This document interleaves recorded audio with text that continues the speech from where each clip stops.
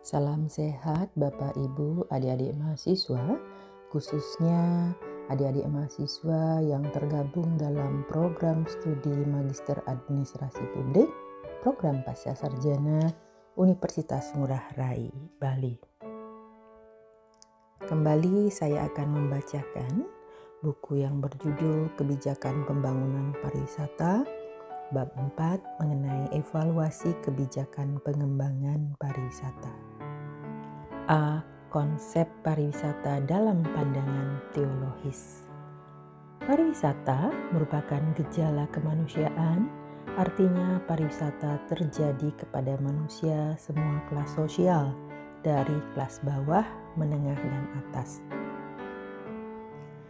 Apa yang mendorong manusia melakukan perjalanan wisata?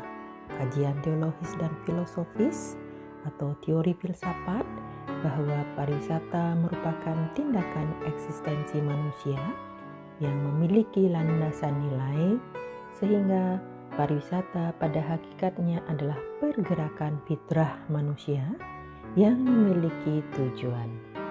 Teori ini dapat ditarik sebuah konsep bahwa pariwisata adalah perjalanan yang memiliki landasan nilai agama, sosial, pendidikan, politik, kebudayaan, dan ekonomi. Kajian kritis pergerakan pariwisata yang terjadi kepada manusia dari berbagai lapisan sosial manusia dan dinilai hakikat pariwisata, oleh karenanya diperlukan paradigma yang dijadikan cara pandang untuk membuat konsep kebijakan pengembangan pariwisata yang dapat memberikan kemanfaatan bagi semua kelas sosial sesuai dengan eksistensi manusia. Pendekatan ekonomi pariwisata sebagai salah satu variabel pariwisata bertujuan diperlukan konstruksi paradigma pengembangan pariwisata. B. Pariwisata religius. Pariwisata religius melibatkan perjalanan ke tempat-tempat suci atau situs religius untuk tujuan ibadah, refleksi spiritual, atau pendarahan. Tujuan utama dari pariwisata religius adalah mencari kedamaian batin, pencerahan spiritual, dan memperdalam iman. Tempat-tempat seperti Yerusalem, Mekah, dan Varanasi adalah contoh destinasi yang menarik wisatawan religius dari seluruh dunia. C. Etika pariwisata dalam agama. Etika pariwisata dalam pandangan teologis menekankan perlunya perilaku etis dan bertanggung jawab selama berwisata. Ini mencakup penghormatan terhadap budaya dan tradisi lokal, pelestarian lingkungan, dan tanggung jawab sosial. Agama sering kali memberikan pedoman moral tentang bagaimana berinteraksi dengan orang lain dalam alam saat bepergian. D. Pariwisata spiritual. Pariwisata spiritual berfokus pada pencarian makna dan kesejahteraan batin melalui perjalanan ke tempat-tempat yang dianggap memiliki energi spiritual atau makna khusus. Ini bisa mencakup retreat di biara, meditasi di pegunungan, atau kunjungan ke tempat-tempat dengan keindahan alam yang mempesona. Praktik seperti meditasi, yoga, dan kegiatan lain yang mendukung pertumbuhan spiritual sering menjadi bagian dari pariwisata spiritual. E. Keberlanjutan antar budaya dan dialog antar agama. Pariwisata dapat berfungsi sebagai sarana untuk memperkuat dialog antar agama dan interaksi antar budaya. Melalui kunjungan ke situs-situs religius dari berbagai tradisi, wisatawan dapat belajar tentang kepercayaan lain dan mengembangkan pemahaman yang lebih besar. Pariwisata yang berorientasi pada dialog antar agama dapat mendorong toleransi dan kerjasama antara komunitas dengan latar belakang agama yang berbeda. F. Konsep pariwisata dalam pandangan filosofi. Dalam pandangan filosofis, pariwisata dapat dipahami sebagai pencarian makna, keindahan, dan pertukaran sosial. Perspektif ini melihat pariwisata tidak hanya sebagai aktivitas rekreasi, tetapi juga sebagai pengalaman yang mendalam, yang melibatkan refleksi tentang diri, nilai-nilai, dan hubungan dengan dunia. Berikut adalah penjelasan mengenai beberapa konsep kunci dalam pandangan filosofis tentang pariwisata. 1. Eksistensi dan pengalaman otentik. Eksistensialisme seperti yang dikemukakan oleh Jean-Paul Sartre dan Martin Heidegger berfokus pada pencarian makna dan otentisitas dalam kehidupan manusia. Dalam konteks pariwisata, ini berarti mencari pengalaman yang melampaui rutinitas sehari-hari dan memungkinkan wisatawan merasa lebih hidup. Pariwisata menawarkan kesempatan untuk menghadapi pengalaman baru yang bisa memperdalam pemahaman tentang diri dan dunia.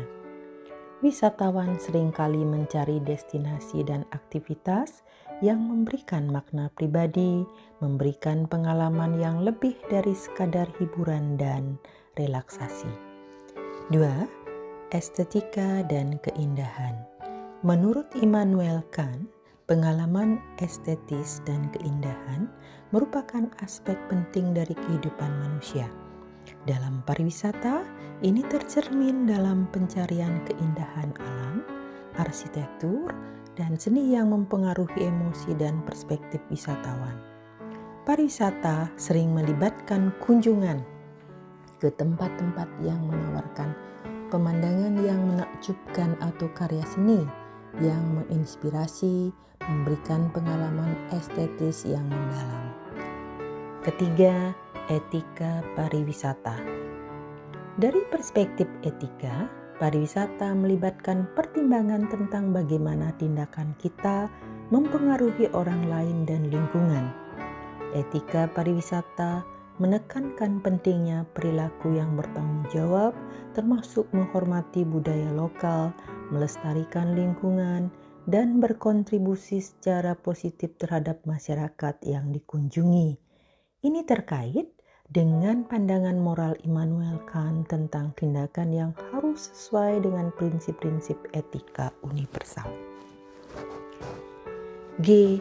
Kebijakan pengembangan pariwisata berbasis keadilan.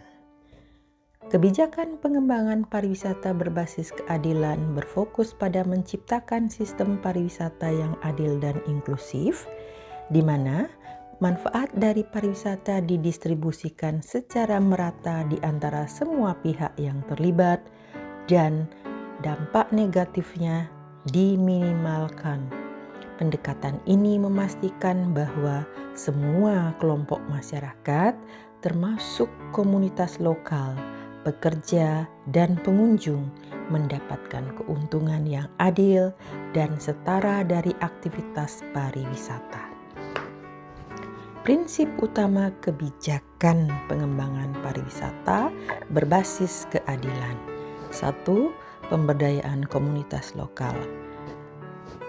Yang pertama, konsep memberdayakan masyarakat lokal untuk menjadi bagian integral dari pengembangan pariwisata. Ini mencakup keterlibatan dalam pengambilan keputusan, akses terhadap peluang ekonomi, dan partisipasi dalam manfaat pariwisata. Kedua, kebijakan. A. Keterlibatan dalam perencanaan, melibatkan komunitas lokal dalam perencanaan dan pengelolaan proyek pariwisata. B. Dukungan usaha lokal, memberikan dukungan kepada usaha kecil dan menengah yang dimiliki oleh masyarakat lokal seperti kerajinan tangan dan restoran. C. Pelatihan dan pendidikan, menyediakan pelatihan untuk meningkatkan keterampilan masyarakat lokal dalam industri pariwisata. Ketiga, contoh proyek pariwisata komunitas yang mengizinkan penduduk setempat untuk mengelola dan mendapatkan manfaat dari atraksi wisata. Yang kedua, keadilan ekonomi. 1. Konsepnya memastikan bahwa keuntungan dari pariwisata didistribusikan secara adil dan mengurangi ketimpangan ekonomi antara berbagai kelompok masyarakat. Yang kedua, mengenai kebijakan. A. Pendapatan berbasis pajak dan retribusi, menggunakan pendapatan dari sektor pariwisata untuk mendanai program sosial dan infrastruktur yang bermanfaat bagi masyarakat lokal. B. Regulasi upah dan kondisi kerja, menetapkan standar upah dan kondisi kerja yang adil bagi pekerja pariwisata. Yang nomor 1 tadi konsep, nomor 2 kebijakan, sekarang nomor 3 contoh kebijakan yang memastikan bahwa pajak dari hotel dan restoran digunakan untuk mendanai proyek-proyek komunitas. Yang ketiga, pelestarian budaya dan lingkungan. Dilihat dari konsep melindungi dan melestarikan budaya lokal serta lingkungan alam sebagai bagian dari pembangunan pariwisata yang berkelanjutan. Dilihat dari kebijakan, pelestarian warisan budaya mendukung upaya pelestarian situs-situs sejarah dan praktek budaya lokal yang penting. Dari sisi regulasi lingkungan, menerapkan standar lingkungan untuk mengurangi dampak negatif dari aktivitas pariwisata seperti pengelolaan limbah dan perlindungan ekosistem. Ketiga, contoh kebijakan yang mempromosikan ekowisata dan mengatur pembangunan untuk melindungi situs warisan dunia. Keempat, akses dan kesetaraan. 1. Konsep memastikan akses yang setara ke manfaat pariwisata bagi semua anggota masyarakat, termasuk kelompok-kelompok yang mungkin terpinggirkan. 2. Dari kebijakan, aksesibilitas fisik, meningkatkan aksesibilitas bagi wisatawan dengan disabilitas dan memastikan bahwa fasilitas pariwisata ramah disabilitas. Kesejahteraan sosial, menyediakan dukungan untuk kelompok masyarakat yang mungkin tidak langsung mendapatkan manfaat dari pariwisata.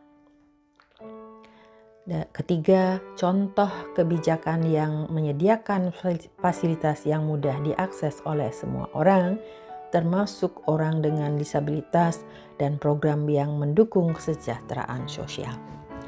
5. Pengawasan dan akuntabilitas. Dilihat dari 1. Konsep, menyediakan mekanisme untuk memantau dan mengevaluasi dampak pariwisata, serta memastikan akuntabilitas dalam implementasi kebijakan.